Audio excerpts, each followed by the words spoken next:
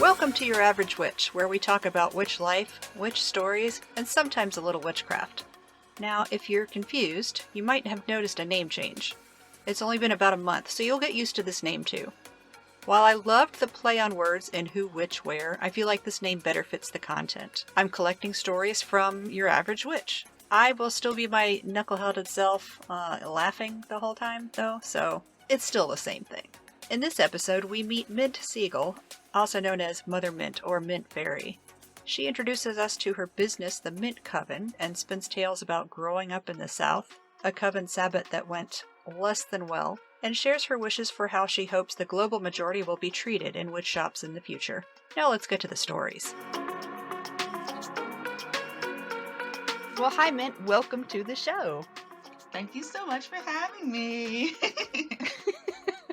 It's going to be a lot of laughter because I laugh after everything I say. Oh gosh, me too. No big deal. Please introduce us to yourself and to your business and who you are. Who I do. I'll let you know who I do.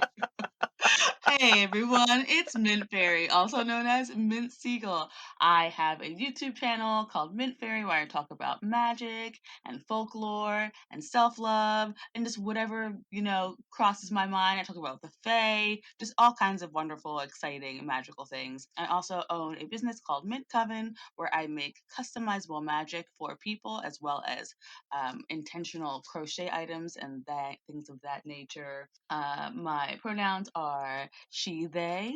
She's great. They is awesome. And yeah, I'm just an old practicing witch. I've been practicing since I was a kid. And yeah, now I've turned it into just my entire life is now magic and folklore, which is honestly my dream. It's my dream. Yay, that's nice. Yeah. Where can people find you? Oh yeah, where can they find me? They can find me on YouTube, or you can find me on Instagram at Mint Fairy. I'm at Mint Fairy on everything. I think I'm Mint Fairy on Tumblr even. Tumblr is alive again. On Twitter, I'm Mint Fairy, but on Twitter, I don't post anything about magic at all. Twitter is just for anime memes and like stuff like that. But otherwise, Mint Fairy on everything else. So, when you call yourself a witch, what does that mean to you? To me, okay, so let's break it down here. For me, this is for me personally. This is how I feel about it because other people will have different feelings. But for me, being a witch is consciously manipulating the elements and things around you to create an outcome that is desired by you. What I mean by that is that you are saying or you are making the conscious effort to use everything at your disposal as well as a law of attraction to create an outcome that you desire. And that's it. That's a witch. And you can claim the title if you want to. You don't have to claim the title, but if you are, if you are manipulating the elements for an outcome that you want, you're doing it on purpose with a desire to make things happen for yourself, then yeah, I would consider you a witch. Me too. Yeah, and that's why I think the whole conscious thing is really important because a lot of people will use the law of attraction and they will, manifest what they want by working hard and also putting out into the universe what their desires are, but they don't consider themselves a witch. So it really has to do with the title. It really has to do with whether or not you claim that title and if you are, aligned with that. I align with it because it is a part of my history. It's a part of what we as people who are healers and nature lovers, it's a part of what we do. And so I don't mind claiming that title. I think it's fine. And I also use like many other titles. I like using mystic and enchantress and things of that nature just for fun. But I think that when you do claim to use that title witch, it does come with a lot of different definitions. And so the definition is really personal to each person, I think, who uses it. Now, you mentioned history. Do you have a family history with witchcraft? Yeah, and that's another thing that comes up is depending on how you view the word witchcraft. It depends on, what your upbringing was like, and how people define the word. If I ask like people in my family, like, "Are you a witch?" they would say no, absolutely not. But are the things that they do and the things that they've always upheld, traditions upheld, and like the even like the items that they use and the way that they prepare them, is that considered witchcraft? Absolutely, yes, that is. But the title does come with a lot of negativity, and so people won't claim it. They will do the same exact things and the same rituals, the same practices, and have the same values as someone who would call themselves a witch, but they don't want to use the title because of it's so derogatory. But yeah, my family has always practiced different sorts of rituals and traditions, and we have like rites of passage, and there's lots of herbal healing and lots of different types of psychic abilities, and loads of practices that have to do with magic, and that have to do with creating magic and discovering magic for yourself, and really honing the gifts that you have and using them in everyday life.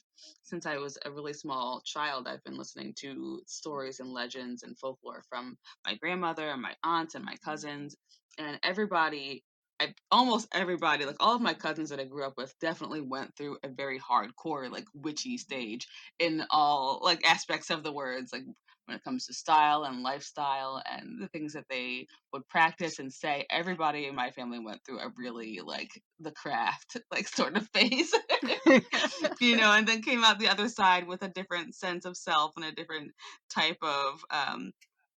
type of personal practice. But yeah, absolutely, it's something that's been then passed down from generation to generation, and I think I'm the first, or one of the first people to continue into my 30s to claim the title of a witch.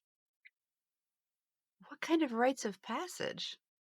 Well, okay, so there when I was really young, when I was like, like 9 or 10, I was allowed finally to be in the kitchen with the women of my Oh. family who were cooking, and like no kids in the kitchen. That was a huge thing. Like no kids in the kitchen. They're annoying and loud, and they want stuff, and we were always Hands. preparing things, or they were always Hands and preparing things. saliva. Yeah, there were always like things that they were preparing that were kind of scary. Like in the South back in the day when you were preparing your food, you weren't buying like store-bought Cast iron. chickens. Yeah. There's cast iron. Yeah, there's cast Hot iron, cast and there iron. are whole chickens that need to be plucked and gutted, and Oh. yeah, and all that sort of thing. And so yeah, kids weren't allowed in the kitchen for that reason. And there were things that were saved, and preserved for later, Mhm. like the cow's tongue, which I had no idea about until I hit that age where I was allowed to be in the kitchen and see those things. And yeah, it was scary. I didn't want to be in the kitchen after that. So I don't want to look at a cow tongue. It's terrifying. But it took a certain amount of maturity, I guess, on my behalf to be able to be present with those types of things. And and when it was moon cycle time for me when I was like 10 and a half, that was also a really huge thing that Ten everyone in and a my family. half? Yeah, I was very young. It sucked. Aw. It sucked. I'm sorry. Yeah, I remember. I'm I remember the sorry. day. I remember everything. It sucked, but yeah, it was 10 and a half. And everybody on my dad's side was called. All the women were called, and we had this ceremony. And I was upset. I was like half upset, half What? excited. For your It's period? yeah. Oh, no, I would have died. Yeah, I mean, it wasn't embarrassing or anything. Like, we were excited. Well, I if you was grew up excited. with it, yeah, but my family was kind of nuts. But yeah, where they're like, period. Oh no, They put it never in the talked about closet. they still don't ever talk about anything, so, Really? Wow. yeah. Yeah, no, it was my mom called everyone. I remember sitting in the bathroom with her with the phone in the bathroom Oh, with me, no. calling everybody. It was a big deal. It was a big deal. So yeah, Wow. that was yeah. Wow. I mean, that sounds actually kind of nice. Yeah, I mean, it's like a Judy Bloom type of story. Yes, Imagine I was some just people. thinking of you there, God, it's me, Margaret. Yes, yes. For some people, it's like scary and embarrassing and whatever. And of course, there were times when it was embarrassing, but for a lot of the people that I grew up with, it was really exciting. You know, it was like a big exciting thing, and a lot of people celebrated it because it meant that you were becoming an adult. And then after you didn't, and it wasn't even then. It was after that that you got let into the kitchen. Yeah, yeah. And then I was allowed in the kitchen. And I could see all the crazy things going on in the kitchen, all the cutting and the sewing and the taking out and the preserving of body parts and stuff like that. Wow. And then yeah, it was a completely like different thing, like separate from food. You know, it was really interesting. I'll never forget This is seeing my first cow come. fascinating. Yeah, I'll never forget This seeing is it. what I'm doing the podcast for, so we can learn new things. Yeah, I love seeing little like glimpses into people's lives, yeah, for especially sure. things that I know nothing about. Yeah. Yeah, it's people's lives are incredibly different. I love hearing about that too. I love discovering what people's upbringings were like and the things that they did every day and what was exciting to them and what sorts of like traditions their family had. It's super fascinating to me to hear about those types of things. Do you so you have a son, are you raising him in the craft in finger quotes? Well, I probably will right now. He's 6, so he likes Pokemon and bugs. So there's not much that he's really interested in. He does really love my crystals though, and he really likes learning about he likes identifying things. So he can identify lots of crystals already because he likes to be able to list things, and he likes to learn what herbs I have. But what I do with him, he doesn't care about that. But he does like being able to identify things and to be able to um set up his own little like altar setup the way that he likes to set it up. But that's as far as it goes right now. He'll come in and like yell some things at me and name some crystals and then run back out. That's like all he does. But when he gets older and if he ever becomes more interested, I will definitely teach him about what I'm doing and why I'm doing it. And he does have a healthy respect for nature, absolutely. So he does like to go on nature walks with me. And he loves fairies. We talk about fairies a lot and we watch fairy movies and stuff like that. So he definitely has like a bit of an interest in the lifestyle, but not enough for a 6-year-old to like pay attention to what I'm actually doing. I love seeing when you share him in your stories on Instagram. Yeah, he's a ham. It He makes me loves happy. he loves seeing his own face in the camera. He really does. He sees his face and the first thing he does is wants to show everybody his crowns, all his teeth, and he's got a new tooth. He wants everyone to see that, and that's it. Did you do tooth fairy things? No, no. Mm-mm. No, we don't do tooth fairy. We Sometimes don't it's do scary. we It'd we be don't do Santa scary for Claus. We don't me. do tooth fairy. Oh, Not like we don't do that. We just don't. That wasn't a part of my upbringing, so I don't think about that kind of thing. I didn't do tooth fairy things or Santa Claus things. did you have a holiday? I mean, a Yeah. holiday. Did you have a winter holiday? Or Yeah, was it yeah, we Yule? celebrated. Yeah, we celebrated Yule and Christmas, and sometimes we celebrate Kwanzaa. And my dad is Jewish, so he would celebrate Hanukkah. So we did. So we celebrated a lot. Like we celebrated a lot of different different things. But we just never did any like Santa Claus types of things. Huh. No Easter Bunny types of things. I think some of my aunts did, but it was so bizarre to me because it was like this is not Santa Claus. That's not real. What? Like so no, it's just very logical, very logical in that sense. I believed in fairies, but definitely not Santa Claus. He was fake. Yeah. What would you say is your biggest motivator in your practice? Um, my biggest motivator in my practice. I think peace, peace, just being really assured of myself and of my life and who I am, and bringing that sort of peace to other people. I think comfort to me is really important. Comfort is like the ultimate thing is making people feel comfortable with me and making animals feel comfortable with me. Like one of the things that really made me want to be a witch and be someone who was just so spiritually sound was I wanted animals to feel comfortable with me. That was like my my ultimate goal when I was a kid, when I was like really little. I watched Snow White and how all the animals were excited and like they wanted to comfort her when she was sad, and that was it for me. Like that was like the decision Aw. maker. I was like, I want to be so gentle and so like spiritually peaceful and calm that animals and babies and people feel comfortable around me, that they can be themselves around me, and that, you know, they feel safe around me. That was always my ultimate goal.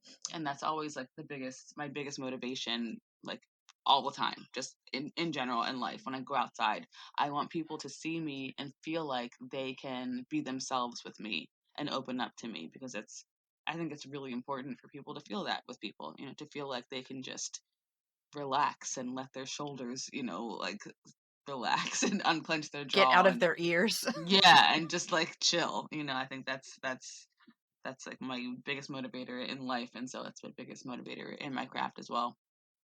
I think there's a dog snoring behind you. Oh, there is. Can you hear her? Yes. She is. Speaking of She's comfortable dogs. yes. There. I have all the dogs in here now. I have all three dogs, and I've got two cats in here with me. Please, Willie. Willie, wake up. Even when No, she's she's awake, she snores. comfortable. She's a Frenchie, so nothing we can do about her snoring. She's a little, she's a piggy bat. Hey, girl. Wake up, girl. Stop snoring. Yeah. There we go. Yeah. If you don't mind, would you share some daily rituals with us? Sure, yeah. So I do have a couple of things that I do every day. They're just things that I do all of the time, and they've become such a huge part of my life. Is like stirring intention into every teacup that I have. Every time I have a cup of tea, especially my first cup in the morning, I stir intention into, depending on what I want to happen during the day. I don't put too much pressure on myself to like get a certain amount of things done, because like life, you know, happens. I have like 12 animals and, you know, a 6-year old, and, you know, my husband and I both run our businesses from home, so the day is never, you know, it's never quite scheduled the way we want it to be. But I do stir in intention on how I will react to things and how I will, you know, respond to things that happen during the day, and just to have a pleasant day full of love and joy and laughter. Like laughter is my other ultimate goal. I want to laugh as much as I can during the day. So I always stir that Me into my tea. too. Yeah, it's the best feeling. Just And to being make able other to like people laugh. guffaw at something. Yeah, I love it. That's one of the things that attracted me to you is that you laugh so much in your stories, and it just makes me happy. I love it. I love it. I'm a huge lover of life. I love it a Even lot. when you're talking about things that make me cry, you find a way to laugh about it. Or at Yeah. least, maybe not about it, but you find a way to laugh still, despite it. Yeah. Yeah. Yeah. I feel like it's easy to emote either way. You know, it's easy to cry for me. It's easy to laugh, and I think that balance is really important, to allow myself to cry and then allow myself to laugh. You know, some people will feel guilty about being joyful at a time when they feel like they should be sorrowful, and you have to understand that they go hand in hand, and it's okay Yeah. to still find joy in your life when things are crappy. You know, it's important to. Otherwise, you'll feel crappy all the time. For sure. As Yeah. someone with a lot of emotions, I like seeing other people with a lot of emotions. Oof, I have so many emotions. It's awful. The worst. And I you cry run the so gamut. easily. You run the gamut in your Yeah. stories, and I'm like, "Yes, I know this person. Yes, I d This is me." yeah. I cried just as easily as I laughed. Just the other day, I was talking to my friend because we're gonna watch Breaking Dawn, the last one together, because they haven't seen it, which is crazy. But of course, we're gonna watch it together, and I had to warn them. I was like, "Okay, I know that we love each other. I want you to understand, I will cry a lot during this movie, and Aw. not little, not that, not like tears will come out. I'll be sobbing. I'll need a tissue. Like I cry a lot during that movie. Oh, it gets me. Some things just get you, and crying is such Yeah. a great release. Imagine never crying. Ugh, you'd be so Oh, well, that's stuffed up, weird. full of full of all kinds of pebbles in your body without letting those tears out. Gotta let that out. But yeah, I'm trying to think of other rituals that I do during the day. I mean, I always spend time in meditation every day, and it's a lot easier than I think people realize. You can meditate while washing the dishes. You can meditate while driving your car. I always have a nice like car meditation where I can still be present and still, just kind of soothe myself and calm myself and be present in the moment. I do take my nature walks every morning, and I always spend some time just sitting by the water, listening to each little trickle of the water and over the rocks, and it's such a huge part of my day. It's a huge part of my week. It's just being able to sit in nature and be a person for a little bit, just melt into the ground and just listen to the birds and the little rustling of the squirrels behind me and the water. It's such a huge thing, so big. I love That's that you something. share that with us. Yeah, It's yeah, because part I of know my people. day too now. Because people don't get to all the time. I know that some people, they have to Yeah, I go. don't have water. There are no creeks here. Yeah, see, and I do have water, so I want people to have some of my water.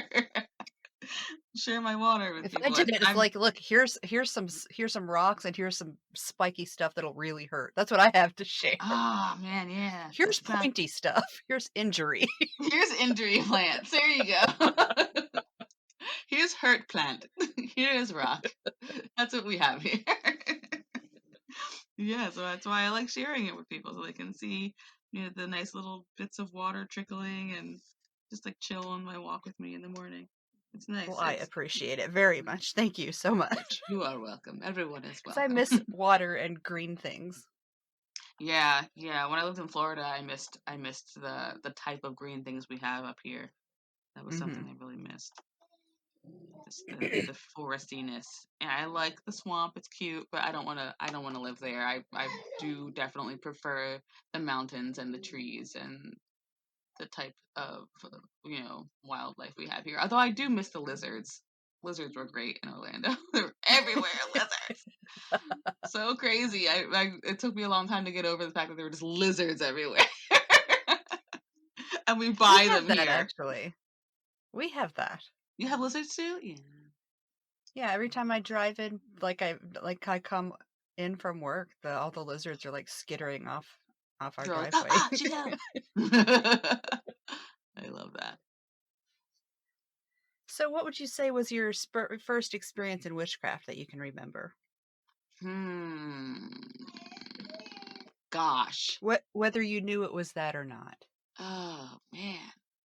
Ooh. I'm like digging back, trying to. Okay, the one that comes up. Here's a story. So the one that comes up for me is I was really heavily into meditation when I was like 11 and 12 years old. Like super heavily into it. I was a martial arts kid, just to put that out there. Oh, Witchcraft was such a huge part of my life, but martial arts was like the other huge part of my life. And they went so well together, like so incredibly well together. So I had this idea that I wanted to have sort of a deep meditation where I could receive messages from my guides, and I practiced that literally every day, like so I was determined, and so I would come home from school, and like I did my homework at school so that I could come home and just have time to meditate. Such a nerd. huh. And so I would come home and I would sit down and I would just kind of focus, and I would lead myself through this forest, and then I would allow myself to take every sight that I saw while in meditation for what it was. And I would do that every day until I would get deeper and deeper into the forest. And then before I would go to bed, I would practice, my lucid dreaming, sparks, so that when I went to sleep, I would have a good lucid dream. And so I would kind of lead myself into the forest during meditation, and I would lead myself into the forest when I went to bed, so that I would, you know, have more of a visual while I was dreaming.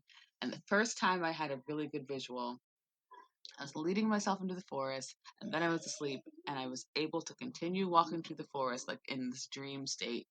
And when I got through the forest, I ended up in this like really interesting desert like it was like a desert scene, but the sky was black and it was like stormy and crazy. And there were these giant pillars that just shot up out of the ground as I was walking. I wasn't afraid or anything. It was really interesting, and I was like really like trying to focus on being in that in between state of sleeping and being awake, which at such a young age it was hard. I was like trying to focus so hard so that I didn't just fall fully asleep and lose my lucidity, or so I didn't wake up. And the pillars popped up, and on the pillars there were just like scenes from my life, just like bits from my life, like memories, some things that I hadn't seen before, just things that I was doing that I didn't recognize. And while I was walking around these pillars, a big black wolf started like circling the outside of the pillars and walking toward me. And I saw it. And I was like, okay. Like I paused and I was looking at it, and it was looking at me. And I was like, okay.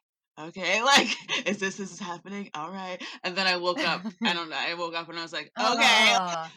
I was so excited. I got up immediately and like started writing in my journal, what was happening. And it was just such an incredible thing. And I could still feel the presence of that giant black wolf. And I remembered I was trying so hard. That was when I was also trying to find like a guide, but I wanted so Mm-hmm. badly for it to be a timber wolf. Like I was so obsessed with the timber wolf, but I was obsessed with timber wolves when I was a kid. Obsessed. But when I finally got into that dream state, it was a skinny black wolf, but like gorgeous, gorgeous skinny black wolf. And I woke up and I wrote everything down. I wrote everything down that happened, and I gave him a name, So it and wasn't kaiju. it was not kaiju. It wasn't. It wasn't. But it was a very different type of energy as well than what I expected. I wanted this like loving, sweet, adorable timber wolf, and I got this like terrifying steel faced like black wolf, skinny tall black wolf. But it was super cool.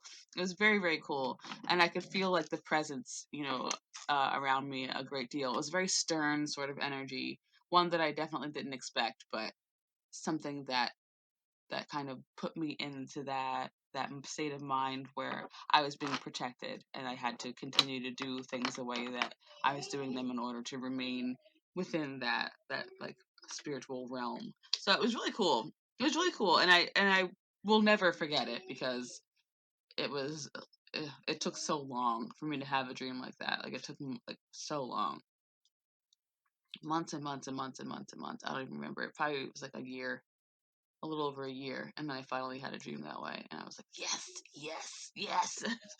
I'm so cool now. I've done it.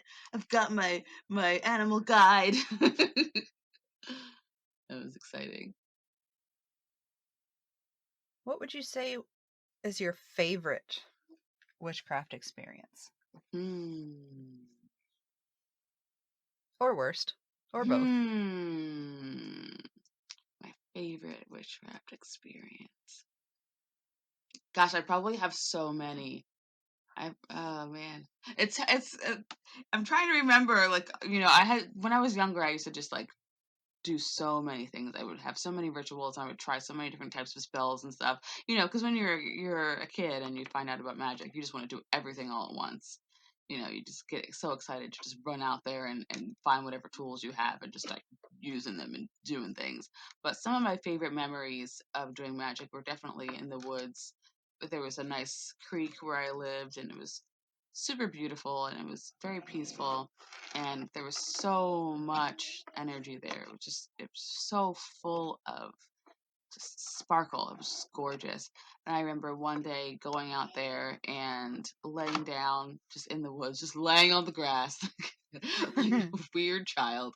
And I was laying by the little creek, and I was just looking up at the trees and watching the sun, kind of dance through the trees and through the leaves, and it gives that little sparkle. And I remember just like hearing and listening to all the sounds of things walking through the grass and things of that nature. And I was like saying a spell to myself, just kind of whispering it to myself, to be able to see more than what was there, to be able to see like anything else that was hidden. And I was just saying it and saying it and saying it, like slowly and quietly, and like literally dozing off in the woods, which is bad news bears. Don't fall asleep in the woods, kids.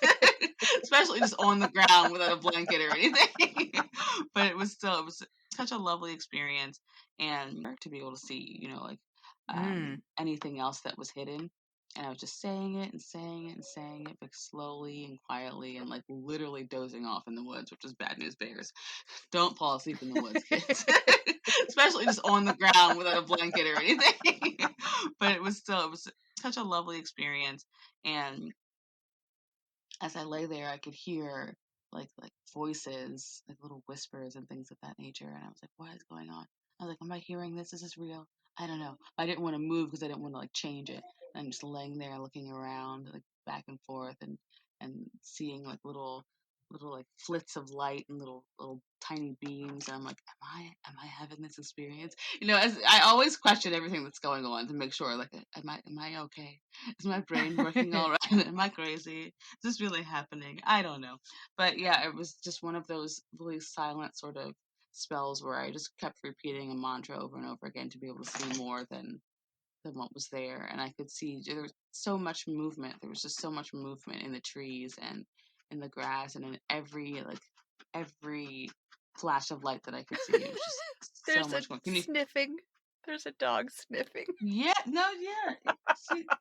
It's Kaiju scratching her behind. Oh, it sounded just like she had stuck her nose directly onto the mic. She was scratching. She was scratching. I know they're trying so hard to be quiet doggies. They're being so good. But yeah, that was one of my favorite experiences for sure because it was so magical and so personal. No one else was there. It was just me witnessing all of these little orbs of light, kind of flying around during the day too. It was really cool. It was really cool. I have a couple. I mean, I have some really That nice sounds experiences like with I want people to see too. it in a video. It was Like a beautiful. Yeah, it was little, like beautiful. an animation clip of I would love that. Yeah, I would love to see that animated. someone get on that. Yeah, someone animate. Oh, I have so many great like dreams and meditative visions. I would love to see animated. Man, that'd be so beautiful. It's so cool. It'd be so amazing. I've had some really fun experiences as well with other people doing like past life rituals and stuff like that, and Oh. doing like different types of like rituals where you can see what sort of creature you would be or what sort of like mythological or animal creature you would be. And I almost always got to be a fairy for other people, which was really cool. I really enjoyed that. Like hearing them describe the wings that I had and what my hair looked like. And, it was really interesting to hear what types of wings people saw that I had. I really enjoyed Huh. that. Yeah. And there are so many different experiences that are just that really beautiful that I had by myself. Like all my initiations and my dedications are always really nice. I had one dedication. I think I was, how old was I? Like 25, I think.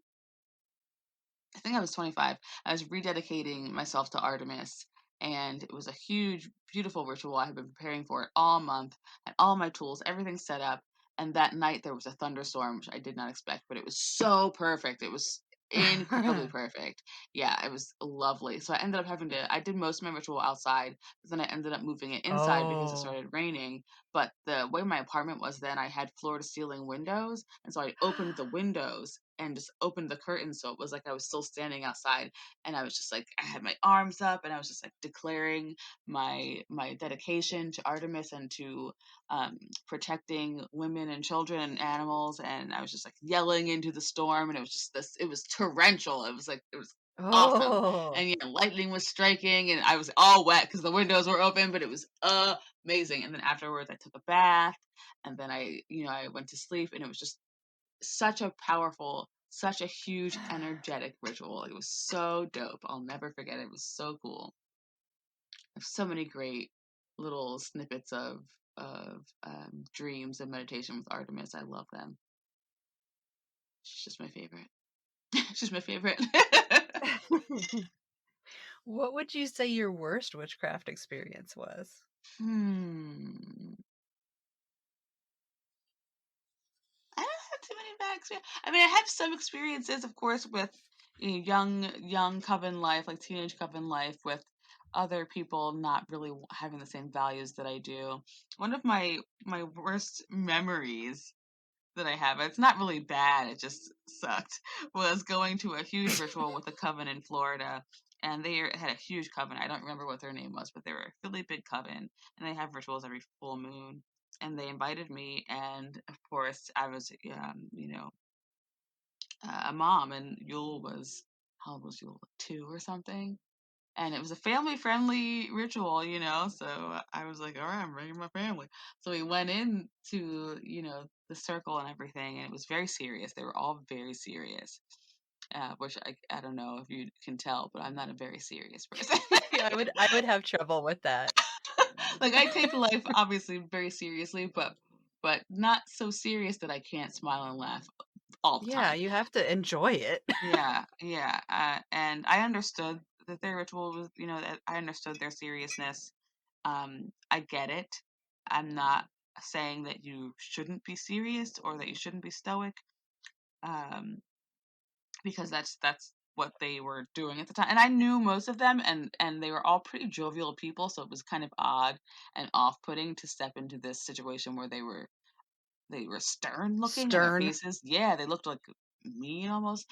But Yule, of course, did not want to be there. And no matter what we did, he would not stop screaming. He just screamed the whole time. They're they're calling the corners, and there are like 25 people outside.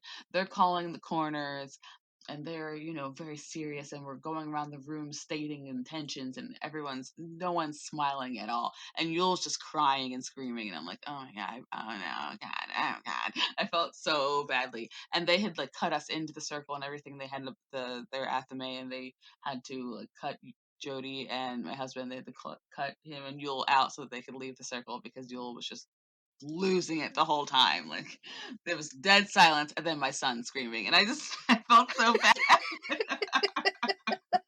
because it was constant. Like, there was not a moment that he was outside that he did not scream. So yeah, Okay, that though. was yeah that made me feel badly, because he just was screaming the whole time, and I'm telling you, not a crack of a smile, nothing. They made me feel like horrible. And so Oh. yeah, and so, the ritual was over. We didn't leave right away, even though I wanted to. We stayed, and like mingled, and I apologized to everyone, and like as soon as the ritual was over, they well, some people became a little less stoic, but it was pretty everyone was pretty stern faced most of the time. So when we left, I was just like, great. Oh. Bye. So yeah, I never went to any of the rituals ever again. With or without my son. I just didn't feel like it. Yeah. Okay, we're gonna go even deeper with the unfun part, and then we're gonna climb out after that. So, yeah, are you ready? Oh, I'm ready, yeah. What would you say you dislike about the witch community? Okay, so just let me just preface with this. I don't really consider myself a part of the community. What? Um, We I don't consider consider you myself a part of part of the us. community. I don't, though. And not in a way like I'm an outcast, or like, I'm a lone wolf. Like, not like that. I don't ever feel accepted in the community.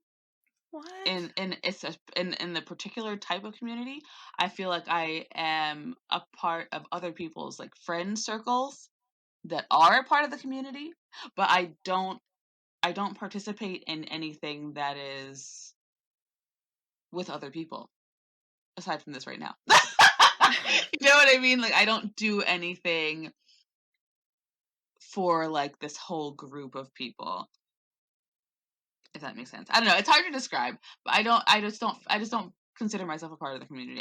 I consider myself someone who kind of watches from the sidelines and enjoys, and then moves on in their own direction, type of thing. I don't work well in groups, and not because I'm like mean or weird or because I don't like people, but just because I am always thinking about something else that I can be doing. Um, Honestly. My mind is just moving too fast. And my mind is always going. It's always moving really quickly. I'm always thinking about things that I can do on my own because I'm just a solitary person. That's just how I am. I like doing things um with groups and then leaving the group. I don't ever want Yeah. to feel committed to a group of people. I just don't. That's just I don't know. That's just how my brain works. This is how it works. But what I do notice that I don't enjoy particularly about people who are a part of like a certain group is gatekeeping, and I don't enjoy the I don't enjoy when people attack newcomers. I get a lot of questions from people asking how I feel about baby witches or new witches or people who just are like into witchcraft for the aesthetics. And there are people that say that they hate that, they don't want to be bothered with it, or they they despise people who just use witchy aesthetics and stuff like that. And I don't like rudeness. I don't like snobbiness. I don't like um, when people separate themselves from other people in that way. It's one thing to understand that you have more knowledge than other people, and there's another thing to like show and want to tell people and like want to like prove to other people that you know more than they do and stuff like that. Like I really don't Hipsterism like. of witchcraft. Yeah, I just don't like it. I think it's just rude, and I don't like when people want to like get this opinion out of me about people who like use witchcraft as an aesthetic. Like I don't care. I don't. It's not a part. Interestingly, I found you because of your aesthetic. I consider you to be an Mhm. aesthetic witch because it's pleasant to look at. Yeah. And then I stick around because you're great. Yeah, I think and that's something that I also enjoy. Some people enjoy things that look like traditional witchcraft tools, and they enjoy the way that they look. They think that they're beautiful, and I don't think there's anything wrong with that.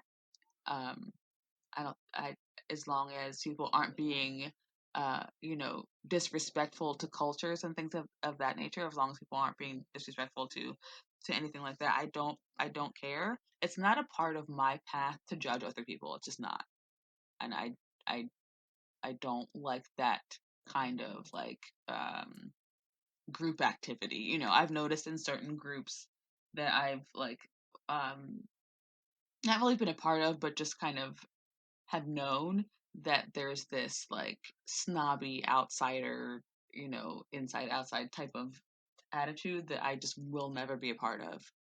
I can't. I would rather be on my own forever than be a part of a group that puts other people down in any sort of way. I don't like that. It drives me nuts. It makes me feel like I just start melting into the background and then I disappear when I hear stuff like that happening. Like Whenever, even if Homer. it's just like two people, who are a part of that group who are like being catty, I can't stand cattiness. And if I say, "Wow, that's so rude," you don't have why are you doing that? And people are like, "Oh, I'm just being this. Well, I'm just being." I'm like, "Okay, that's cool. Just You can do that cutie. on your own. I'm not about that at all. I'm not about that. Not about that life. It's just not something that I want to participate in at all." But that's it. Otherwise, like I enjoy, I follow. I don't follow that many witches, but I follow some witches, and I enjoy their content. I love when people are just sharing their craft and spreading knowledge and allowing people the space to ask questions and be curious and just be themselves and not feel uncomfortable. I don't like when people make other people feel uncomfortable On or like purpose, they have to. especially. Yeah, when they have to like be a specific way to engage in witchcraft, like because you don't, it's a lot of studying, it's a lot of exploring, it's a lot of practicing, and it's a lot of work. And if people are willing to do that work, I have zero judgment.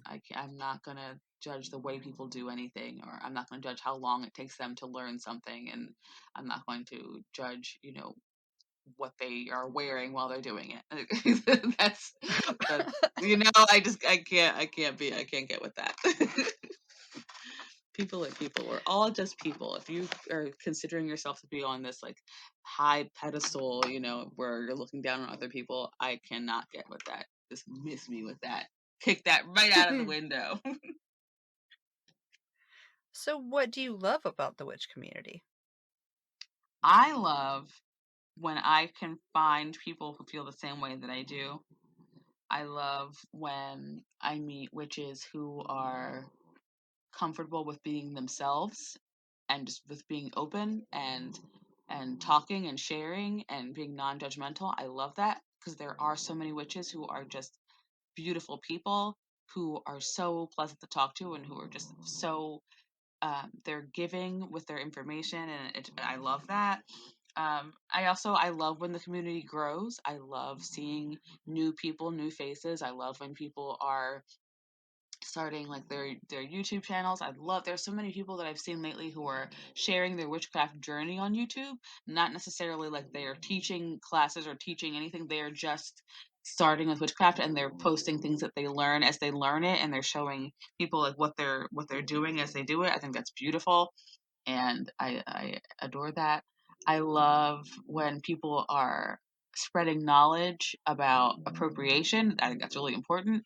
I love when people are Mm-hmm. doing it, and people are receiving that information with grace. That's gorgeous. I love the awareness that people have, as opposed to the awareness they didn't have like 20 years ago. I just I love watching the community grow. I do. I love watching it grow. I love watching people become more confident in themselves and in their magic. That makes me really happy. And I love seeing that people can create businesses and have jobs and careers and still openly be a witch. I think that's really progressive and wonderful. And yeah, I love that. I love seeing new things in the community. I love seeing new books. I love seeing new authors. I love how it grows. I love how much it grows. Thinking back to when you were younger, Mm, like as a witch, not just as a young person, mhm, because what do you wish? Sorry. mm, What do you wish someone had told you? mm,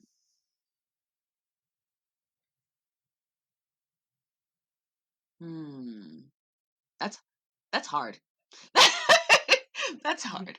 That's hard. As a witch.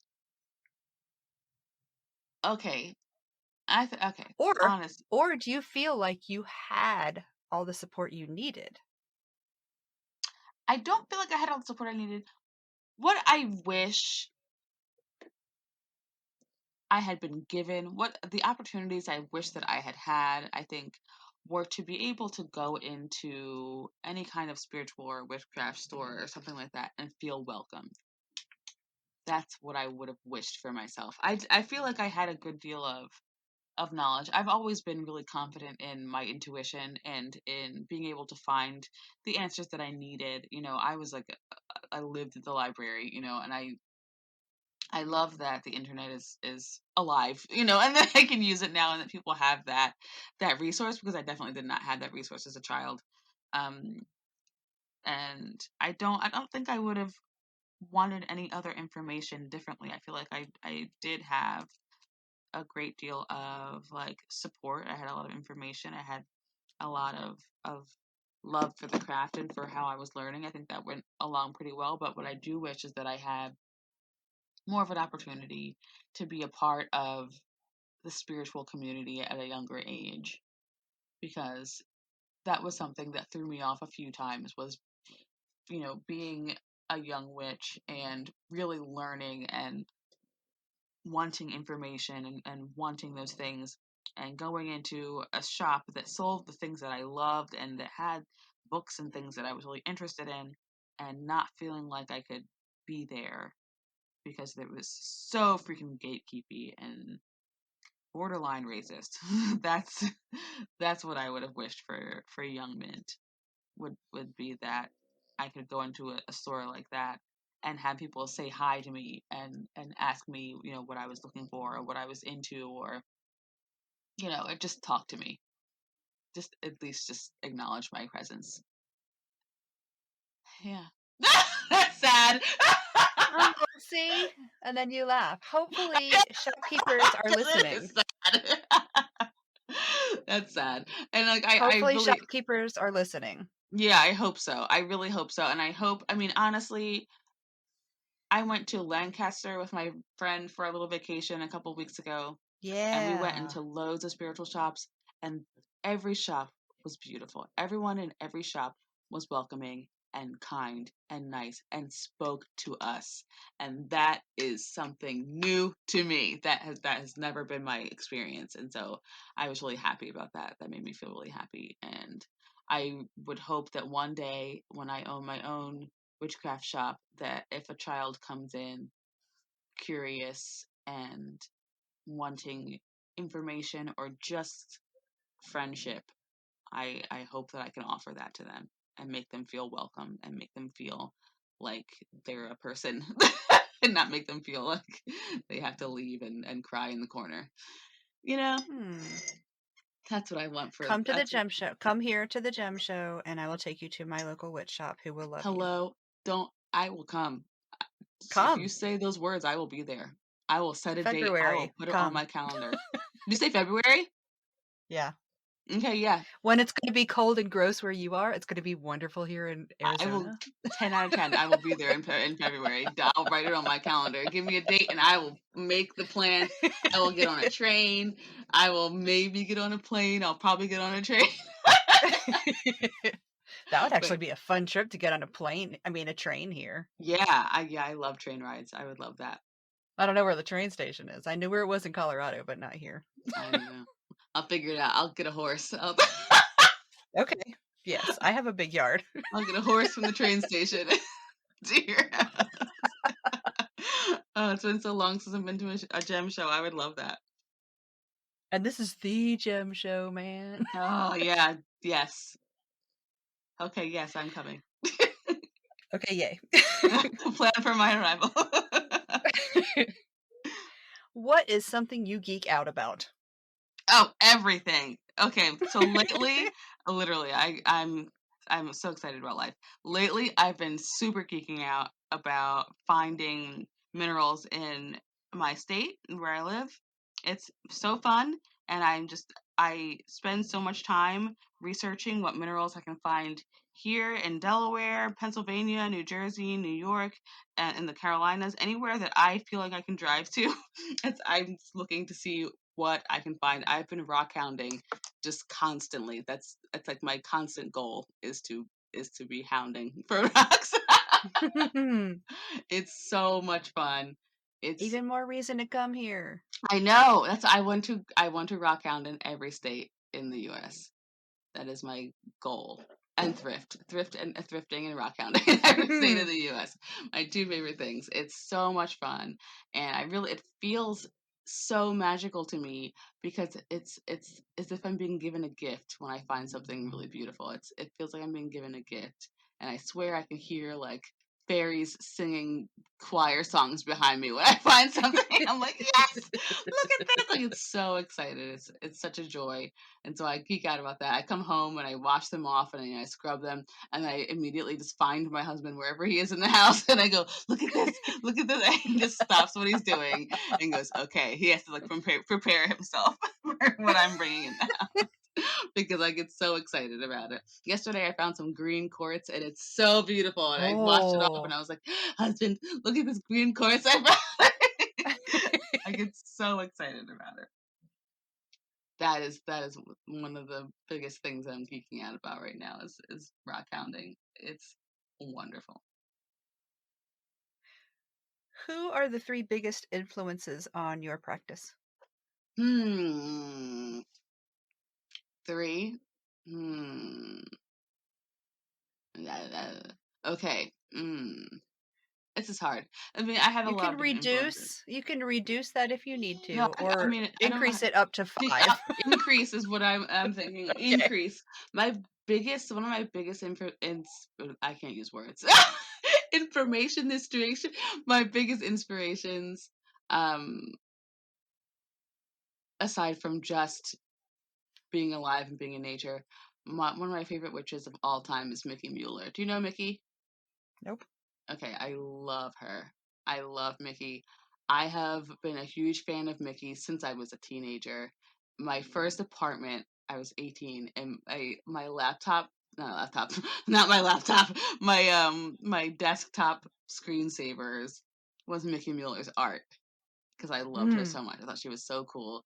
And she has a YouTube channel and she's written loads of really interesting books. She My favorite tarot deck is illustrated by her, the Mystical Cats Tarot. Um, She's written a lots of books for Llewellyn. She writes in the Witch's Almanac every year. She's just the coolest person, the coolest witch, and she's such a kind person. So kind and so loving. And she really is an advocate for so many different causes that are important to me. And I love her. And she's one of my biggest inspirations. It's just she's so kind and so humble and just an incredible person, an incredible artist, an incredible witch.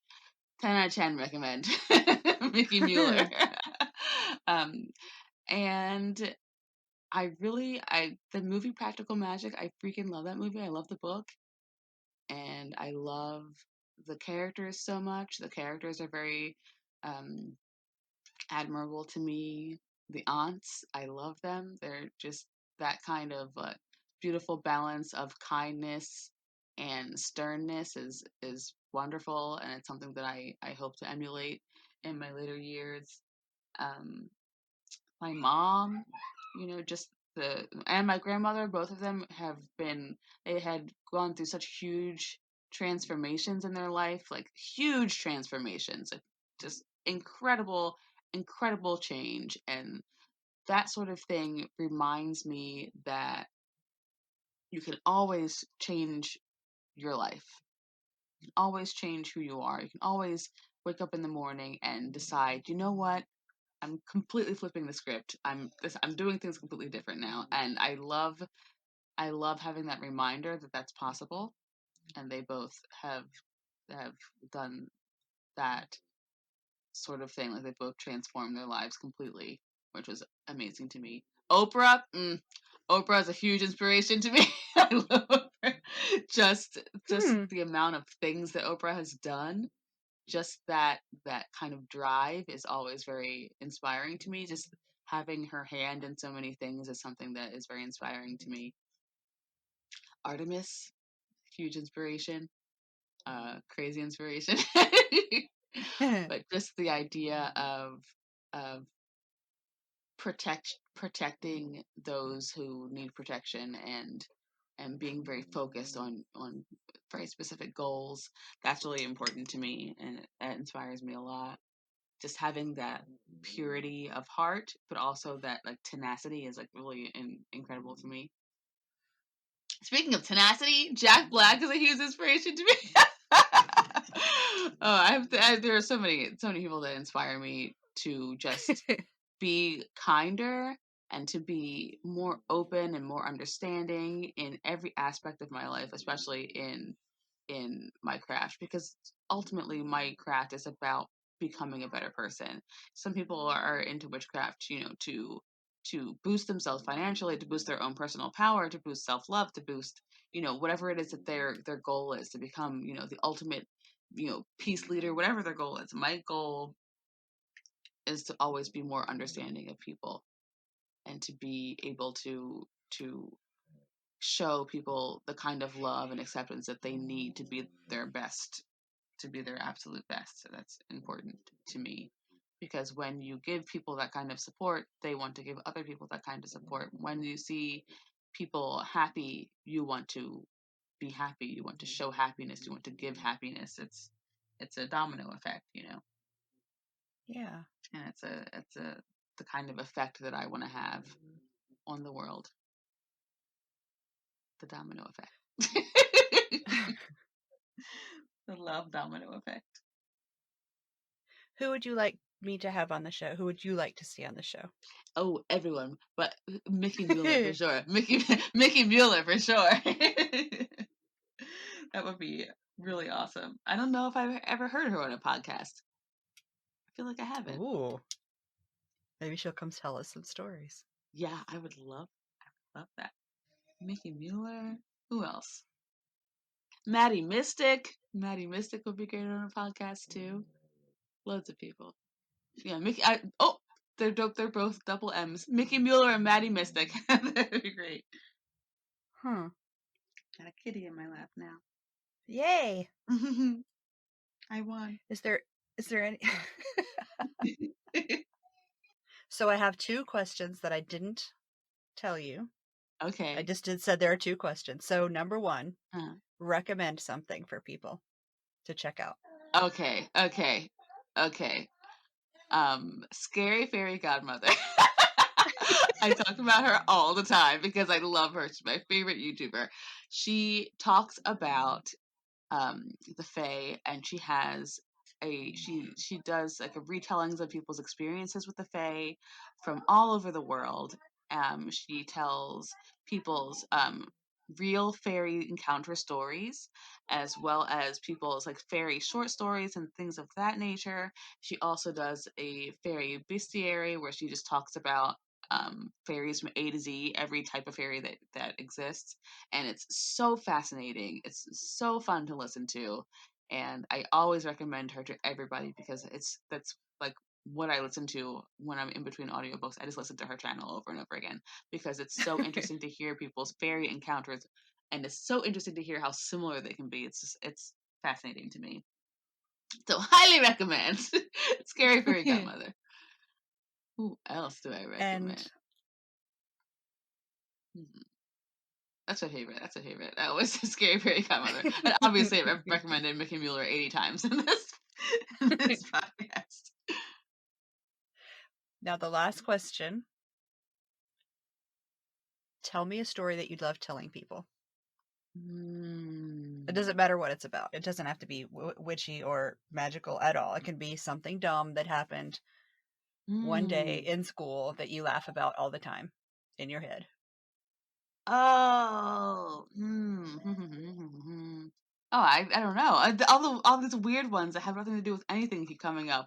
Like the time that I got That's sick, what I want. falling a roller Yes, coaster yes. 6 times. Like I can't. That was like the last time I rode a roller coaster too. I forget how old I was. I was in my probably like mid to late 20s. And I went to Great Adventure with my best friend and her then boyfriend. And I was so excited to go. And it was really super a beautiful day. And we drove there. We're walking around having a great time. We get on this roller coaster. It was a great time. And they're like, let's get on again. And I'm like, all right, I guess. Get on one more time. And they're like, let's get on a third time. And I'm like, you know what? I'm cool. I'm hip. I'm with it. Let me get on a third time. I should not have gotten on that third time. I was so sick. And I don't know what I was thinking. I was so ill and I felt so badly that I had to go. Yeah, I went to the bathroom. Got out of the bathroom. I could barely walk. I was so dizzy. I had to take his keys and walk back to the car, and I took a nap in the car. I took a nap in his car because I was so ill. And when I woke up I was better, but don't ride roller coasters 3 times. No, don't peer pressure people into getting on the roller coasters if they have vertigo. That was so awful. It sucked. Yeah. I mean, like, I felt like I was still on the roller coaster for like an hour after I was off of it. And I felt so dumb. I was like, why did you do that? Why did you do that to yourself? Why didn't you just say no? What's wrong with you? Why are you letting this kid peer pressure you at 27? Because they were much younger than me. Like, all of my friends are either 10 years younger than me or 10 years older than me. I have like 1 or 2 friends my age. Everyone is You always never grow out of that, man. You never grow out of that. Yeah. There's always going to be somebody like, why don't we should do this? And you're like, I shouldn't, but okay. Yep. Yeah, because you want to live life. You want to do things. You want to have fun. Yeah, that was not let's go on fun a though. 4-mile hike when you haven't moved off your couch in like 7 years. Yes. Okay. Oh gosh, I've done that too. Why? I don't know. It was so the same exact situation where like it was New Year's Eve. And then the next day you can't walk. Yeah, you can't. Your legs are broken. Your calves are crying. Yeah. Yep. Bad news bears. Bad choices. But like great stories though. Great stories. Yeah. Bad choices. Yep. Well, thank you for coming on the show and sharing your Absolutely. stories. Oh, yes, absolutely. Thank you for having me. It was a great time. Lots of laughter. Lots of Yeah. lots of great stories. I'll never forget that roller coaster story, and that was just awful. Worst feeling ever.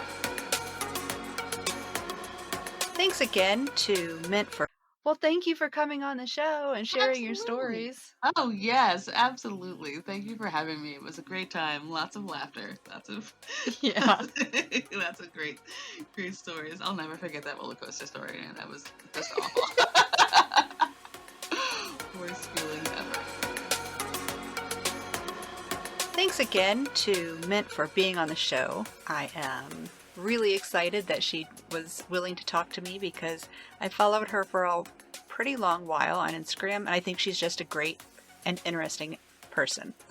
So go give her a follow on Instagram. I am pleased to say that I got another review, and it is from Corey, and they did the review before they were on the show. Corey says, "Have you ever gone to a witchy coffee shop and eavesdrop on the people who were sitting nearby? I haven't, but I feel like that's what listening to Who Witch Where would be like. This is a great podcast that's easy to listen to. Listening is like sitting in a room listening to a friend or friends chat about life and witchcraft. Some possible side effects of listening: giggling, warm fuzzy feelings, and a feeling of community.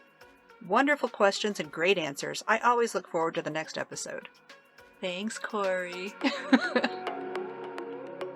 Hey, thanks for listening to this episode of Your Average Witch.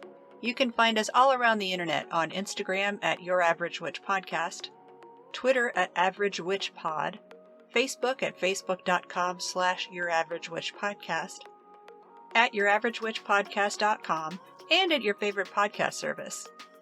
Want to help the podcast grow? Leave a review on Apple Podcasts. You just might hear your review read at the end of the next episode. If you'd like to recommend someone for the podcast, like to be on it yourself, or if you'd like to advertise on the podcast, send an email to YourAverageWitchPodcast@gmail.com. Thanks for listening, and I'll see you in the moon changes.